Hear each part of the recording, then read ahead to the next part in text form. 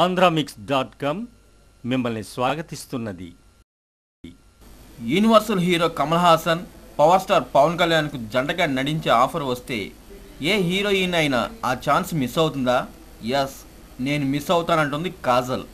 బాద్షా తర్వాత టాలీవుడ్లో మరే మూవీకి సైన్ చేయని కాజల్ తమిళ్లో కార్తిక్, విజయాలతో నటిస్తుంది. కమల్ హీరోగా దర్శకుడు లింగస్వామి నిర్మించే భారీ ప్రాజెక్టు ఆఫర్ ముందుగా ఓకే చేసి తాను కోరిన రెమ్యునరేషన్ ఒప్పుకోలేదని డేట్స్ ప్రాబ్లం అంటూ తప్పుకుందట.